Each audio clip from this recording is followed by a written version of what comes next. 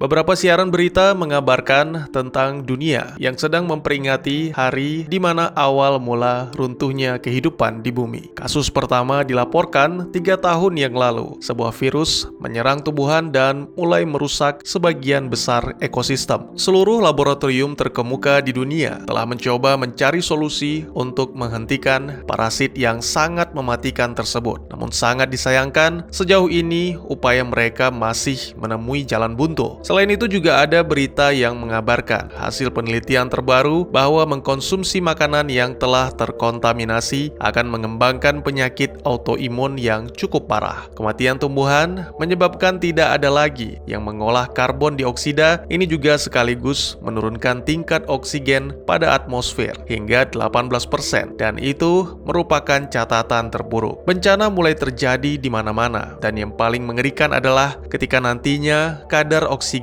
berada di bawah 10%, maka seluruh manusia akan menjadi lemas hingga akhirnya mati. Kepunahan sudah di depan mata, tapi manusia masih memiliki kesempatan. Ada sebuah proyek yang dikembangkan oleh Dr. Stephen Ross berdasarkan pada sebuah penemuan benda unik di luar bumi sekitar 8 tahun yang lalu oleh ahli paleontologi. Artefak tersebut diperkirakan berusia lebih dari 4 miliar tahun dan proyek yang menjadi harapan umat manusia itu diberi nama dengan Gemini. Itulah sepenggal kisah pembuka dari film yang akan saya ceritakan. Berjudul Project Gemini, sebuah film yang rilis di tahun 2022, disutradarai oleh Sherik Besu, ditulis oleh Natalia Lebedeva dan Dmitry Zygalov, serta dibintangi oleh aktor dan aktris yang mohon maaf belum kenalan.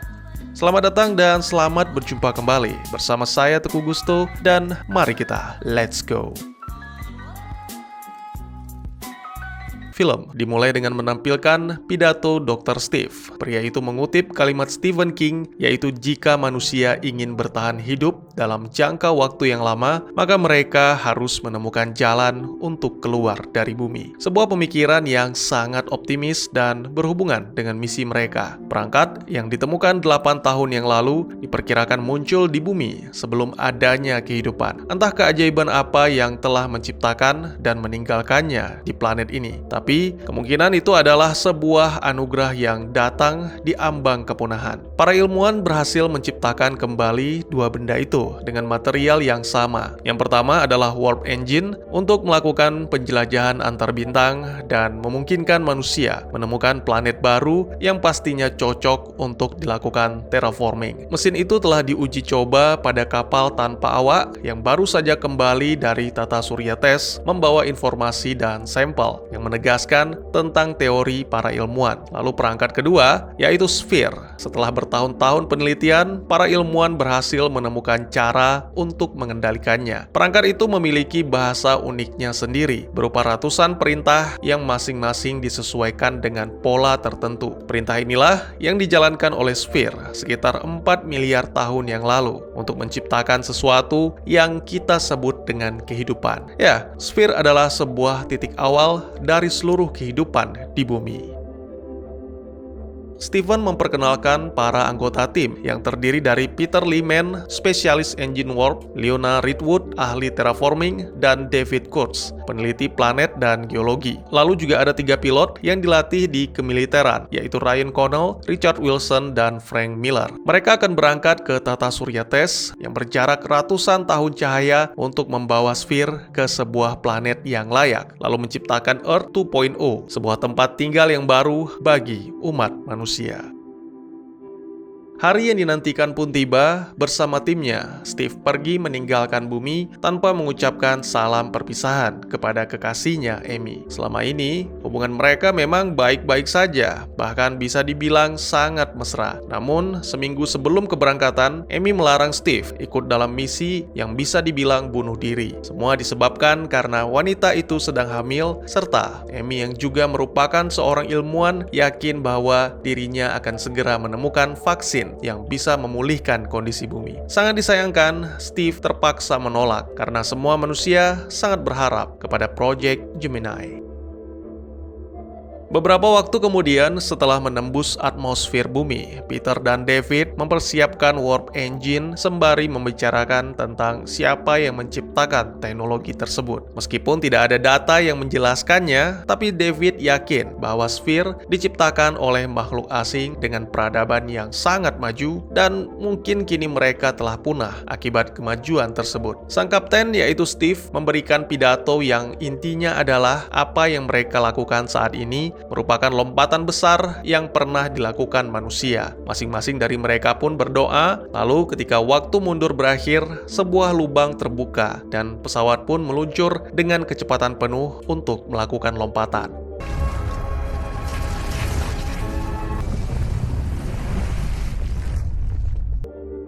Tiba-tiba saja terjadi gangguan yang membuat seluruh kru tak sadarkan diri. Lalu, ketika terbangun, mereka semua benar-benar terkejut karena ternyata mereka tidak berada di tata surya tes. Semua pun merasa kecewa atas kegagalan tersebut, terutama Steve. Pria itu meyakini bahwa Peter telah melakukan kesalahan, oleh sebab itu, sementara Peter akan dibebas tugaskan dan diminta untuk meninggalkan kokpit.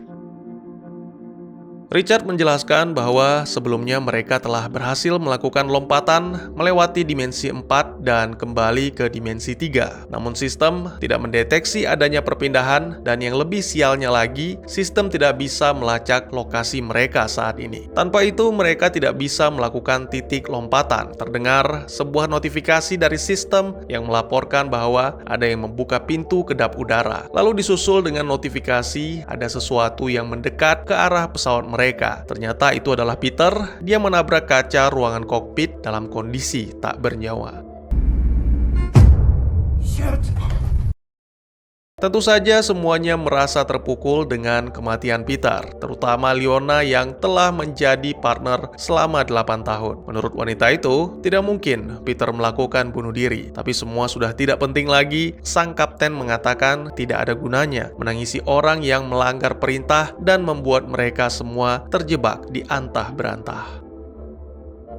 David mengakui bahwa dia sudah tidak mempunyai tujuan hidup semenjak putrinya Rita mati akibat virus. Oleh karena itu, dia mengajukan diri untuk ikut serta dalam misi karena mungkin hidupnya akan lebih berguna. Sayangnya harapan David tidak sesuai dengan kenyataan. Sudah lebih dari 24 jam mereka hanya melayang tanpa tujuan karena sistem masih belum merespon. Satu-satunya yang bisa dilakukan adalah melanjutkan misi menuju ke planet yang ada di hadapan mereka. Kebetulan, laporan tentang planet tak bernama itu baru saja diterima oleh David. Permukaannya terdiri dari batuan vulkanik dengan atmosfer tanpa oksigen serta suhu rata-ratanya adalah 16 derajat Celcius. Lingkungan luarnya cenderung stabil dan yang mereka butuhkan hanya masker oksigen. Sebuah planet yang benar-benar sempurna untuk diterraforming. Daripada jauh-jauh kembali ke bumi atau ke tata surya tes, Steve memutuskan untuk menempatkan Sphere di planet yang belum memiliki nama itu. Mungkin yang mereka alami bukanlah sebuah kecelakaan, tapi memang sengaja diarahkan ke sana oleh makhluk asing yang menciptakan Sphere. Tentu tidak semuanya setuju dengan keputusan tersebut, terutama Ryan yang tidak ingin mengambil resiko dengan membahayakan nyawa para kru. Namun Steve tetap bersikeras dan dia menggunakan wewenangnya sebagai pemimpin. Beberapa waktu kemudian, setelah semuanya siap, seluruh kru kecuali Richard meluncur ke planet tanpa nama dengan menggunakan lander. Badai dahsyat membuat pesawat lander mengalami masalah sehingga Steve terpaksa memerintahkan kru untuk menggunakan seluruh bahan bakar demi mengaktifkan mesin pendorong di bagian depan. Dan akhirnya, meskipun tidak mulus, tapi pesawat lander itu berhasil mendarat dengan selamat. Selain itu, Richard melaporkan tidak ada kerusakan berarti yang dialami lander, hanya saja bahan bakar mereka tidak cukup untuk kembali ke pesawat induk. Siapa pula yang mau memperdulikan hal itu? Sang kapten meminta semuanya berfokus pada misi yang akan mereka jalani selama 4 tahun. Hanya Steve yang masih tetap optimis, bahkan meskipun mereka mendarat di lokasi yang kurang strategis. Steve mengajak timnya menuju ke gua terdekat untuk mengaktifkan Sphere.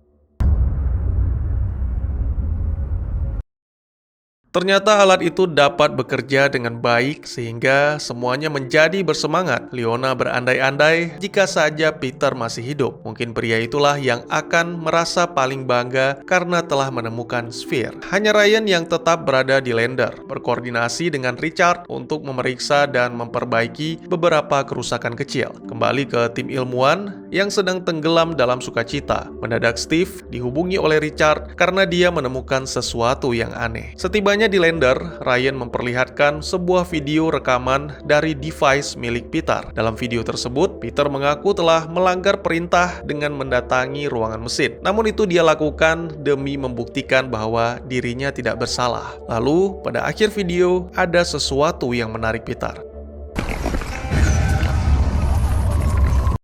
Tentunya semua dibuat bertanya-tanya tentang makhluk misterius yang entah dari mana asalnya. Richard menjelaskan bahwa menurut hasil rekaman kamera pengawas, makhluk itu sudah berada di dalam pesawat sejak mereka meninggalkan bumi dan sepertinya merangkak keluar dari Sphere. Richard juga berhasil melacak makhluk itu yang ternyata ikut mendarat bersama para ilmuwan. Tiba-tiba saja sistem melaporkan bahwa terjadi masalah pada Sphere yang tidak bekerja sebagaimana mestinya. Karena merasa khawatir, Steve langsung meminta semuanya bersiap untuk kembali ke gua dan memeriksa benda itu. Namun Ryan tidak menyetujuinya. Sebagai anggota militer, kini dia yang mengambil alih kepemimpinan karena misi mereka telah berubah menjadi misi bertahan hidup. Selain itu, Ryan juga memerintahkan Richard untuk menayangkan sebuah rekaman dari kamera pengawas di laboratorium Steve. Tujuannya adalah untuk membuktikan bahwa selama ini Steve tidak pantas menjadi pemimpin karena menyembunyikan tentang sesuatu yang asing yang juga berasal dari Sphere. Jika saja Steve menjelaskannya sejak awal, mungkin mereka bisa melakukan antisipasi dan Peter tidak akan menjadi korban.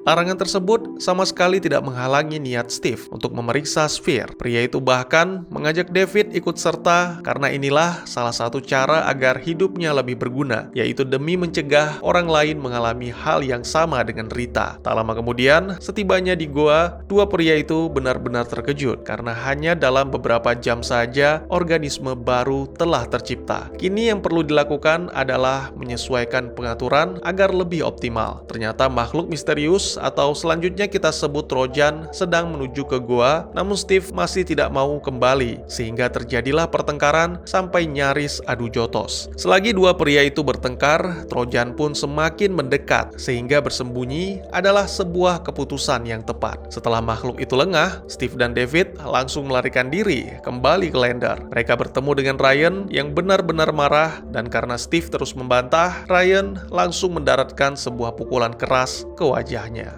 Well, come on! Kembali alarm berbunyi, ditambah notifikasi akibat gangguan pada modul. Itu membuat para kru lain terbangun, salah satunya Leona. Dengan cepat, Frank mengamankan wanita itu, serta menjelaskan bahwa Trojan telah menerobos masuk dari lubang di dek bawah. Lalu mereka berdua pun bersembunyi di ruangan laboratorium. Sangat disayangkan, itu merupakan sebuah keputusan yang salah karena ternyata Trojan berada di sana. Lalu, ketika monster itu menyerang, Frank langsung mengorbankan diri dengan mendorong Leona keluar. Run!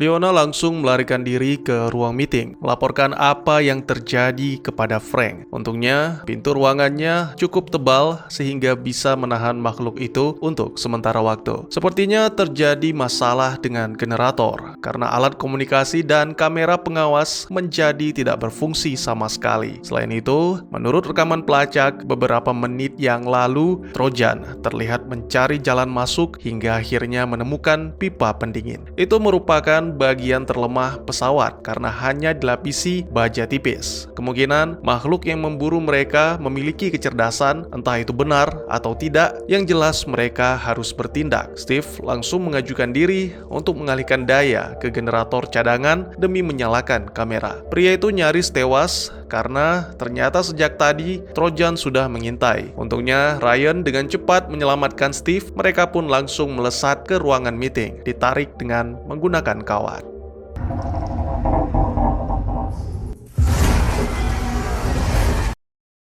Ternyata generatornya tidak bermasalah sama sekali. Hanya saja Trojan memiliki kemampuan untuk memancarkan gelombang EMP yang memadamkan alat elektronik. Kini kamera pengawas dan alat komunikasi telah berfungsi kembali. Oleh karena itu, mereka pun bersiap melakukan sebuah trik yang sama seperti mengelabui banteng ke arena Matador. Pada awalnya semua terlihat lancar. Trojan tidak hanya berhasil dikeluarkan dari pesawat, tapi juga nyaris dibakar dengan mesin pendorong. Sayangnya, makhluk itu kembali menggunakan gelombang EMP. Lalu ketika Trojan pergi, Leona malah muncul dan berdiri di depan mesin pendorong hingga akhirnya wanita itu terbakar. Steve langsung berlari menuju ke pintu lain yang telah dibuka oleh Ryan dan David. Sang monster pun juga ikut melesat, namun dia kalah cepat dan hanya berhasil menusuk David dengan menggunakan tentakelnya. Sesuai dengan rencana, setelah mengeluarkan Trojan, mereka pun langsung menambal lubang pendingin dan membereskan mayat Frank yang kondisinya sangat mengenaskan. Trojan sendiri kini terdeteksi sedang berada di wilayah gua. Mungkin kini dia menguasai Sphere, tapi Steve bertekad akan merebut kembali benda itu. Beberapa waktu kemudian, sembari merawat David, Steve mencoba mengamati tentakel. Dia menduga makhluk itu semacam biorobot dengan bahan yang sama seperti Sphere dan tidak menutup kemungkinan Trojan juga merupakan salah satu makhluk yang diciptakan oleh mesin itu. Ini menandakan bahwa mereka belum benar-benar paham dan kemungkinan banyak hal yang masih menjadi misteri. Seperti salah satunya bakteri yang menginfeksi David. Steve menjelaskan bahwa bakteri itu memiliki mekanisme pertahanan yang luar biasa kuat. Darah David akan menjadi kunci untuk melawan virus. Dengan ini, mereka bisa menyelamatkan kehidupan di bumi dan David akan menjadi pahlawan yang sesungguhnya. Beberapa waktu kemudian, penelitian pun berlanjut. Steve yang mencoba membelah tentakel itu dikejutkan dengan gangguan pada seluruh alat elektronik dan tiba-tiba saja dia bisa melihat dirinya sendiri yang sedang berada di dalam gua beberapa waktu yang lalu. Steve mengira benda itu sama dengan transponder yang terhubung dengan Sphere. Dia mencoba menjelaskan kepada David dan Ryan, lalu berencana kembali ke gua untuk menghancurkan Trojan dan mengatur ulang Sphere. Namun dengan tegas, Ryan menolak rencana itu. Sudah banyak kru yang mati akibat ide-ide gila Steve. Oleh karena itu, kini Ryan memutuskan untuk menahan Steve. David sendiri juga setuju dengan keputusan Ryan. Selama ini Steve selalu beraksi layaknya pahlawan atau juru selamat tanpa memikirkan para kru. Momen tersebut mengingatkan David akan sebuah pertengkaran dengan sang kekasih menjelang keberangkatannya. Amy mengatakan bahwa David sama sekali tidak memperdulikan manusia. Project Gemini hanya untuk memuaskan ambisi David untuk menjadi sang pencipta di dunia baru.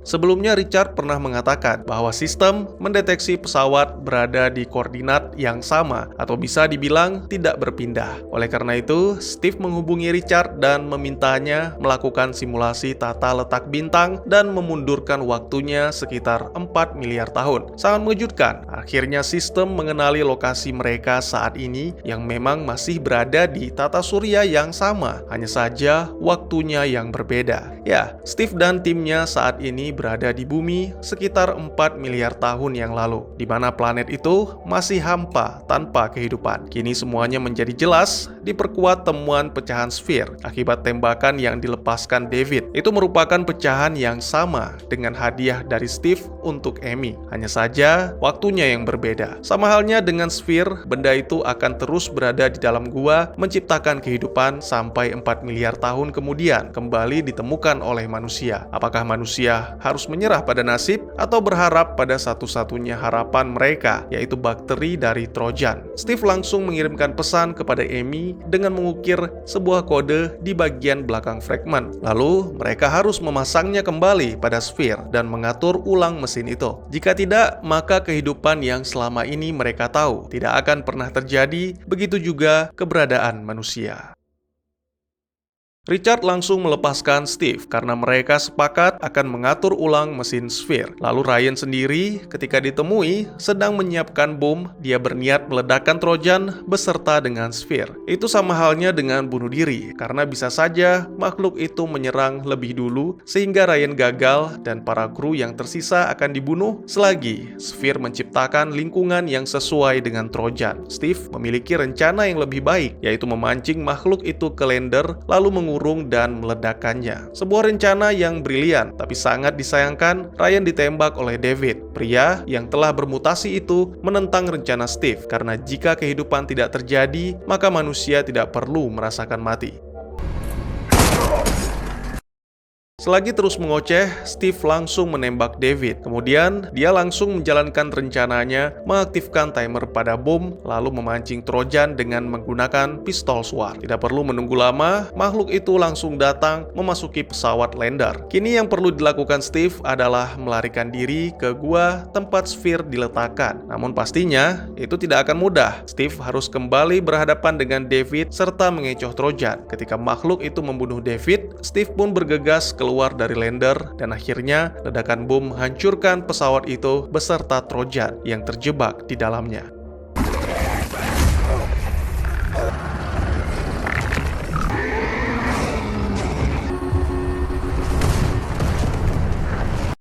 Ketika terbangun, Steve langsung melaporkan kepada Richard bahwa tabung oksigennya bocor dan harus segera menuju ke gua untuk mengatur ulang Sphere. Sebenarnya, Richard berencana untuk mendaratkan pesawat induk, namun karena badai sedang melanda, maka Richard diminta untuk menunggu. Sementara itu di masa depan, sesuai dengan yang diharapkan Steve, Amy berhasil menemukan fragmen dan ternyata di baliknya ada ukiran yang dibuat Steve berupa pola untuk mengaktifkan Sphere. Ketika diaktifkan, mesin itu langsung terhubung ke masa lalu, sehingga kini baik Amy dan Steve bisa berkomunikasi. Karena waktunya tidak banyak, Steve pun segera menjelaskan tentang mekanisme pertahanan yang bisa membantu Amy untuk menciptakan vaksin. Yang perlu Amy lakukan adalah melanjutkan penelitian dan Steve memberikan sebuah formula antigen untuk membantunya. Steve merasa sangat menyesal karena tidak bisa menepati janji untuk kembali. Namun sebagai gantinya, pria itu akan menepati janji yang lain, yaitu kesembuhan planet bumi dan kelangsungan hidup manusia. I love you. Both of you. Steve. Film pun ditutup dengan menampilkan Steve yang mati karena kehabisan oksigen. Lalu ditampilkan juga masa depan di mana Amy dan anaknya hidup bahagia dengan kondisi bumi yang telah kembali pulih. Dan tamat.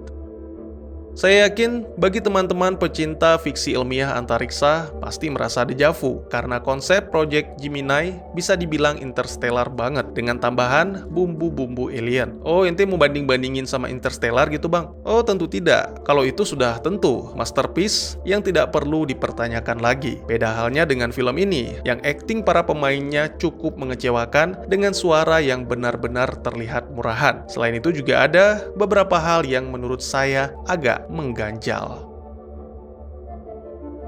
Ketika dijelaskan tentang Sphere, saya langsung tertarik untuk menonton. Apalagi benda itu menjadi awal dari seluruh kehidupan di bumi. Ini mengingatkan saya dengan Prometheus, tapi masalahnya adalah sejak 8 tahun ditemukan dan dipelajari oleh para ilmuwan terkemuka, tidak ada satu ilmuwan pun yang menemukan sesuatu di dalamnya. Sekali lagi, 8 tahun loh ya. Mungkin ini yang paling kocak, bukan masalah pakaian dalamnya, tapi kematiannya yang benar-benar tidak masuk akal. Seperti yang kita tahu, Leona mati terbakar oleh mesin pendorong ketika sedang berusaha menyelamatkan Steve. Pertanyaannya adalah, emang segitu fokusnya nembak, sampai-sampai nggak sadar lagi berdiri tepat di depan mesin pendorong pesawat sebesar itu? Menjelang akhir film, ketika Steve dan Amy berinteraksi dari dua waktu yang berbeda. Ini bukan hal yang baru, apalagi bagi yang sudah pernah menonton Interstellar. Nah, masalahnya adalah bagaimana Steve memberikan formulanya kepada Amy. Mungkin bukan dikasih bang, tapi dicatat. Nah, terus apa yang dicatat? Si Steve cuma mengatakan tentang membimbing dan mengajarkan tumbuhan untuk hidup. Sama sekali tidak menyinggung hal-hal yang berbau rumus. Aneh bukan? Ini yang paling menarik menurut saya. Desainnya benar-benar unik dan mengerikan. Ditambah lagi, Trojan adalah biorobot mampu bertahan di kondisi planet yang ekstrim. Sayangnya, wujud yang mengerikan ini tidak didukung oleh para pemain filmnya. Hanya Leona yang terlihat takut, itu pun takutnya kayak nggak ikhlas gitu. Yang lainnya mah santuy, apalagi Steve yang nggak ada takut-takutnya. Teman-temannya udah pada mati, dianya masih aja. Maksud saya di sini adalah seharusnya tuh ada gitu sedikit raut wajah ketakutannya. Karena mereka kan sedang ada di planet antah berantah dengan monster yang siap menyerang kapanpun. Dan ya, adegan kejar-kejaran di koridornya sangat mirip dengan salah satu film besar, yaitu Alien 3. Jadi, menurut pemahaman saya, Trojan ini semacam guardian atau penjaga yang memang sudah sepaket sama Sphere. Inilah cara peradaban asing mengkoloni sebuah planet dengan mengirimkan Sphere yang akan mengubah atmosfer dan Trojan yang akan menjaga dan melindungi agar benda itu tetap bekerja. Kebetulan, 4 miliar tahun yang lalu, alien mengirimkan Sphere ke bumi untuk menciptakan lingkungan dan kehidupan baru sesuai dengan keinginan mereka. Namun, entah terjadi kesalahan apa, sehingga mengakibatkan terciptanya kehidupan seperti yang kita kenal. Nah, di masa depan, Peter Liman menemukan benda itu terkubur di gua dan mereka mencoba mengaktifkannya. Saya pikir inilah yang menjadi awal kemunculan virus yang membunuh semua tumbuhan di bumi. Atmosfer dan lingkungan di bumi secara perlahan mulai berubah sesuai dengan keinginan si alien. Kalau soal time travel, mungkin tidak perlu dijelaskan lagi, karena film ini masih sama dengan film-film time travel kebanyakan seperti Terminator dan Tomorrow War, menggunakan satu garis waktu. Ini berdasarkan ukiran pada fragmen yang tiba-tiba muncul di masa depan akibat Steve menciptakannya di masa lalu. Mungkin segitu dulu teman-teman, saya bukan orang pintar atau sok tahu. Silahkan jika teman-teman punya pendapat sendiri atau jika ada pertanyaan dan ingin berdiskusi, bisa langsung tuliskan di kolom komentar. Dan jika teman-teman ada film lain yang ingin kita bahas, juga bisa tulis di kolom komentar atau silahkan DM ke Instagram saya di @tegugusto. Insya Allah pasti akan saya baca. Mari kita jadikan kolom komentar sebagai sarana penambah wawasan dan menciptakan jalinan persaudaraan, bukannya malah menjadikannya sebagai tempat pembulian sehingga menciptakan permusuhan. Sekian dulu videonya dan jangan lupa untuk dukung terus channel ini dengan cara share, like, dan subscribe karena dukungan dari kalian sangat berharga bagi saya demi perkembangan channel ini. Saya Gusto, sampai jumpa di video selanjutnya. Tetap semangat, tetap bersyukur setiap hari. Dadah!